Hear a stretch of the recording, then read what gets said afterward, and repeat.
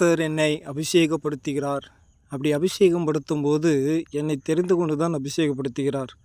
நான் அபிஷேகப்படுத்திவிட்டு அவர் என்ன செய்ய விரும்புகிறார், நம்ம என்ன செய்ய தூண்டுகிறார் என்று சொல்லி பார்த்தால், சில நேரங்களில் நமக்கு புதிராக இருக்கும். ஏன் ஆண்டவர் என்னை மட்டும் தெரிந்து கொள்ளணும்? இந்த உலகத்தில் யாருமே இல்லையா?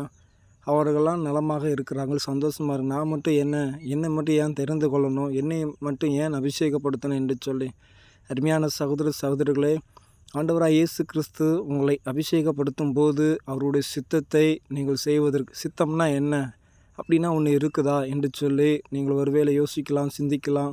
இல்லை செயல்படக்கூட தயாராக நிலையில் இருக்கிறீர்களா இல்லை என்று சொல்லி கூட உங்களுக்கு ஒரு சந்தேகம் எழும்பலாம். அருமையான சகோதர சகோதரிகளே, அவருடைய விருப்பத்தை ஆமென், அதனால் தான் உங்களை அபிஷேகப்படுத்துகிறார்.